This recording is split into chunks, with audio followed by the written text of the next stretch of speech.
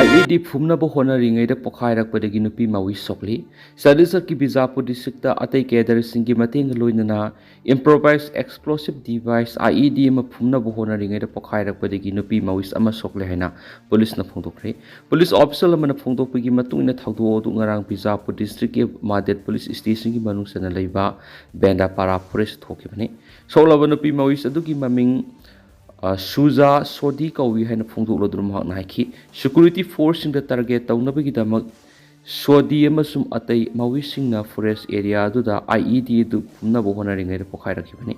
thaudok tu Sodi sokpaga loina thaudo dugi matung atai mawising adu maphamdu thadok tu sen khi haina phongdok lodun official dun haiki Sodi di forest area du sok tu lairamba khunja sing na thengnarakpadi police ta pau pirakhi pau du phangbaga police team ama thaudok thokpham du sangsin khi amadi mafam du ahan ba layeng piraba matung mak Bijapur district hospital pukhatkri haina magna phongdokli official dun haiki Sodi law na thingba thamkraba CPI mawiski Madet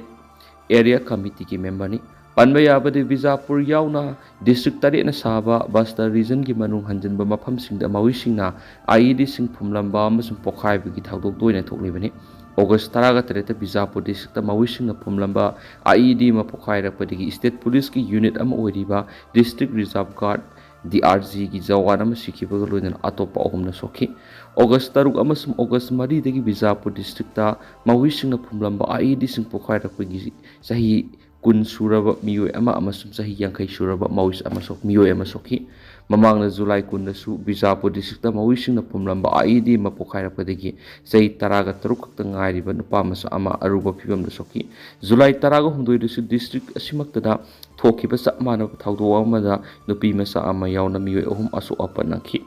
July Nipan su district shid IED ama pokhairapadi Central Reserve Police Force CRPF ki personnel ani asu apanakhi July ama su district asimakta da thokiba samana thaudo amada khunja ama aruba phibam sokhi June mapandana Sukma district mawising na IED ama pokhairapadi additional superintendent of police Konta division Akash Rao Gires Punje Shikibaga loina atopa police personnel ahumna sokhi May 13 dana Bijapur district thokiba samana thaudo amada inkhalakliba nupa masa ama yauna misam ahum sokhi April 8 su district asimaktada mawising na phumlamba IED ama pokhairapadi CRPF jawan ama asu apanakhi April 3 na Narayanpur district mawising na phumlamba IED ama pokhairapadi truck driver ama sopaga loina April 3 dana district asimaktada thokiba samana thaudo amada mi ama sokhi amasum atopa aman sokhi March kunga mapandana Bijapur district sokhiba hauthokiba samana thaudo amada nupi ama asu apanakhi March kunga nipandana Narayanpur district mawising na IED ama pokhairapadi Buster gi jawan ama sokhi hari March kunga humdoi su Bijapur district mawising na IED ma pokhairapadi security personnel ani sokhibaga loina March 3 na Narayanpur district samana thaudo amada laborer ama sikhi amasum amana asu apanakhi hari Punjab ki Hanagi Minister ki yumde attack tokiba NIA na miyoi mari ki mathakta charge thangakri Jalandhar da leiba Punjab ki Hanagi Minister Manoranjan Kalia ki yumda grenade ki attack sathakibaga mari leinana case da National Investigation Agency NIA na Khalistani operator sing yauna miyoi mari ki mathakta charge thangakri haina official sing phongdokri official sing du ki matugine charge da duk ngarang Saidul Amil Abizot Gangra Rule Birams Sindhu amasum Manish Elias Kakara nagi mathakta sadisa ki special NIA court amada thangarakibane makhoi nai ki Amina Uttar Pradesh ki Amorohatagi ni amadi Gangra Sidhu amasu Manish na mathangshina Haryana gi Kurukshetra Yamunagar amasum Karnal dagini Amin amasum Gangra di case asiga mari lainana hanana phare dubo Sidhu amasum Manish ti hauju phawi oina phaba ngamdana leiri haina makoina phongtokli Panbaya abadi Hanagi Minister amasum BJP lusingba Kalia gi yumda grenade ki attack atu English ngani ki kunga manga gi April 3 ki numidang da satakibani case asi ahan bada Punjab police na thigatpagi thabuk satakibani dubo numit kharani gi matung April 12 da NIA da sinakibani NIA gi sirol amagi matung ina Sidhu lona thingba thamkraba terrorist loop Babar Khalsa International की operative ने मसुम मिया मरक्त अकी Tunjung पोनबा मसुम BKI की दमक हन खोंगनबा पंजाब की मसक नाइब लुसिंग busing attack तौनबा Manish का लोइना महकना terror gang अमा सेमखि हाइदि मतुंगना मनीषना अमीन बुसु recruit तौबग लोइना हानगी minister सिगी युमदा महकना अमीन grenade की attack अदु सतखिबनि हाइनसु सिरोल अदुना मखाताना फोंदोकली हाइदि यूपी उ पम्बीसिंग तेलकपदगी अनि सिरि अकन ममोंगना नोंगसुबदगी उत्तर प्रदेश की बालिया अमसुंग कुशिनगर डिस्ट्रिक्ट उ पम्बीसिंग तेक्तुना तासलकपदगी नुपी अमा अमसुंग खलबलिबा नुपा मसा अमा सिख्रे हाइना पुलिसना फोंदोखरे पुलिस ऑफिसर अमना फोंदोकपगी मतुंगिना बालिया डिस्ट्रिक्ट की बंदित पुलिस स्टेशन की मनुसन लैबा Akoli खुंदा ngaraang ayuk mahaki yung manak to hobo upambi ama tektun taslakpadigi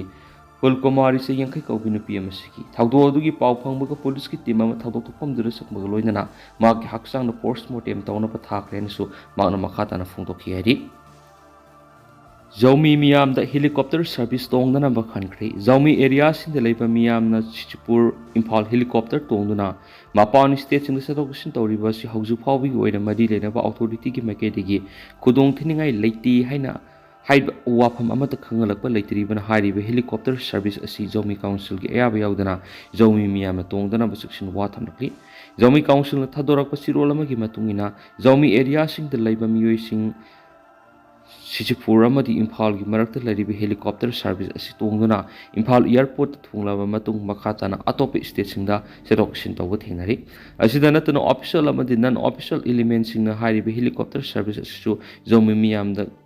kanana launana wapum kya phungtokpa thengnari adubu lenga amadi Imphal da leiba public leaders singi makeidigi Zaumi miyam setok sin tawda pamdaba thawdo watu amata thokloi habigi assurance amata hauju phabi oina khangalakpa leitri maram maduna Zaumi council gi makeidigi hiram asigi matangda anauba notification ama thoktriba phawa helicopter service asi Zaumi miyam makhatana kana balawdana ba Zaumi miyam na khangali sirol aduna makhatana hai miyam na satok sin tawbada khudong thiningai amata thoklaroi habigi thajaba leitribana haribe helicopter service asi Zaumi miyam na siznaroidani council gi makeidigi phongtorakliba sigi mayokta kanaguma miyoi sina satharaklabadi Madura thulakpa apapataki daita masana pujagataban hainasu khangalakli hainasu pausna makhatari Tendak pato pa po muna S. Kunjabihari na iba essay on some issues in education hai na mingthon lamdam sigi show therapy education system da yumpham oi laidik ama phong khrena su report hori tentak na sum miyam na thamsigi duga hausko ina ti miyam paus mata solution jarage masum makhata ba anau ba update miyam punangai mina sena channel sigi make digi miyangi mafam da makhata na thamjari makhata ba anau ba update miyam punangai mina sing